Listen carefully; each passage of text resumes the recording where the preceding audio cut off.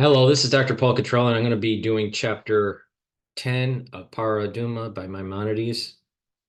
When a person draws water to be sanctified, he does not have to be the person who sanctified and sprinkles the water on an impure person. Instead, another person may sanctify it and another may sprinkle it. Similarly, a person may draw water with one container and pour it from it.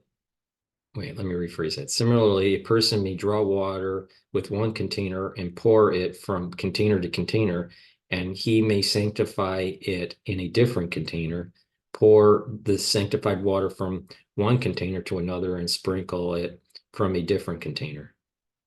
A person may draw water for the ashes of the red heifer and keep it in his possession without sanctifying it for as long as he desires.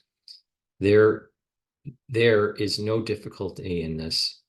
He may transport it from place to place and from city to city, and then place ashes upon it and sanctify it whenever he desires. Similarly, a person may keep sanctified water in his possession for many days or years and sprinkle it on any day that he needs to until it is used up. He may transport it from place to place and from city to city. Similarly, a person may keep the ashes of the red heifer in his possession and transport it from place to place and from city to city. Once a container in which the ashes of the red heifer were held was transported in a ship on the Jordan River, and an olive-sized portion of a corpse was discovered on the bottom of the ship, making the water impure. All that time, the high court decreed that the water for the ashes of the red heifer and the ashes themselves should not be transported on a river nor on a ship. Similarly, one should not float them on water, nor should a person stand on one side of a river and throw them to the other. A person may, however, pass through water until it reaches his neck while holding the ashes of the red heifer or sanctified water. Similarly, a person in empty containers that are purified for the ashes of the red heifer and water that was drawn for the sake of the ashes of the red heifer that was not sanctified may be transported on a river and on a ship. Sanctified water may be transported on the Mediterranean Sea, and it may be floated on such water. The decree encompassed only sanctified water and ashes on a river. When a person is transporting water to be sanctified, and needless to say, water that has been sanctified, he should not sling the container over his back, but instead should carry it in front of him, as implied by Numbers 9, chapter 19, verse 9, as safekeeping as water for sprinkling. One can infer when it is watched, it may be used as water for sprinkling. If not, it is disqualified. If one fill two jugs, he should carry one in front of him and one behind him, because it is impossible to do otherwise.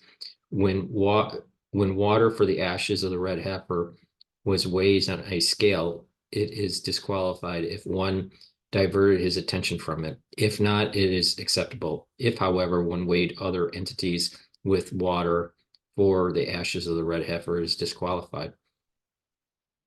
The rationale is that once one used it as a weight, it is not considered as having been watched. All of the pure individuals who draw water sanctify it and sprinkle it, and similarly, all the utensils used for drawing water, sanctifying it, and sprinkling it are acceptable if they were immersed on that day, even through, wait, let me rephrase that. All of the pure individuals who draw water sanctify it and sprinkle it, and similarly, all the utensils used for drawing water, sanctifying it, and sprinkling it are acceptable if they were immersed on that day, even though night has not fallen upon them. For all the activities involving the red heifer, drawing the water and sprinkling it, are acceptable when performed by individuals who had immersed that day as we explained.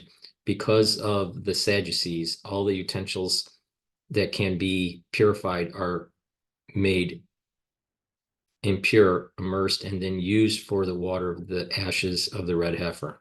Everyone is acceptable to sprinkle the water with the ashes of the red heifer, with the exception of a woman, a tom, and an androgynous, a deaf-mute, an intellectually and or emotionally compromised person, and a minor who is not intellectually mature. Similarly, an uncircumcised person is acceptable, for an uncircumcised person is not impure. When an intellectual, mature minor sprinkles such water and a woman helps him, she holds the water in her hand, his sprinkling is acceptable, provided she does not hold his hand while he is sprinkling. If she held his hand while he is sprinkling, the sprinkling is unacceptable. The person sprinkling the water must have the intent to sprinkle on the impure person to purify him. If he sprinkled without such an intent, the sprinkling is invalid. The person upon whom the water is sprinkled, by contrast, does not need to have any intent. Instead, water may be sprinkled on a person with his knowledge or without his knowledge. When a person has the intent to sprinkle such water in front of himself, and he sprinkles behind himself, or he had the intent of sprinkling water behind himself and he sprinkled in front of himself, his sprinkling is invalid. If he had the intent to sprinkle such water in front of himself and he sprinkled in front but to the sides, his sprinkling is acceptable. The person sprinkling the water need not dip the hyssop of the water for every sprinkling. Instead, he may dip the hyssop in the sprinkle once and again until the water was completed. He may sprinkle on many people or many utensils, even 100 at a time. Anyone who has touched by even the slightest amount of water is pure, provided that the one sprinkling had the intent of sprinkling him.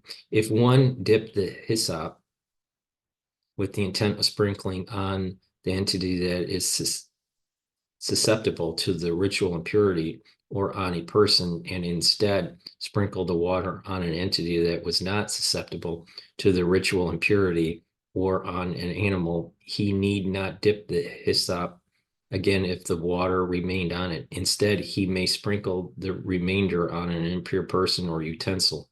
The rationale is that at the onset, he dipped it in the water in an acceptable manner. If, by contrast, he dipped the hyssop in the water in order to sprinkle it on an entity that is not susceptible to ritual impurity, or on an animal and sprinkled it on an impure manner or utensil, the sprinkling is invalid until he dips the hyssop in the water a second time, while having the intent to sprinkle on a person or on an entity that is susceptible to ritual impurity.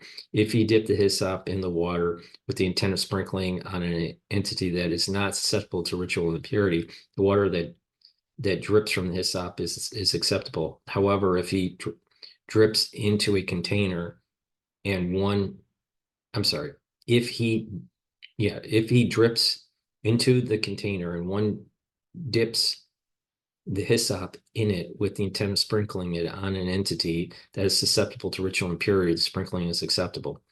Although the volume of the water of the ashes of the red heifer has been deduced, one may, all right, I'm sorry, I'll rephrase that here. Although the volume of the water of the ashes of the red heifer have been reduced, one may dip even the tips of the hyssop stalks and sprinkle, provided one does not use it like a sponge. When a flask has a thin opening, he may dip and withdraw the hyssop in an ordinary manner and then sprinkle with it. He need not be careful that it does not touch the sides of the container a second time. That concludes chapter 10 of Parah Adumah. Please subscribe to my channels. I have 3 channels on YouTube. I have Brighteon, Bitchute, and Rumble. All the links are in the description of this video. Also, please help support my work by donating. You can donate through Stripe, PayPal, and Buy Me a Coffee through my website, the-studio-reykjavik.com. On the homepage, you'll be able to get to those links and donate. You can also be a paid member to my Patreon channel. The link is in the description of this video. That way you can help support my work by covering my news, and that only costs a nominal fee. Thank you for your continued support, and have a nice day.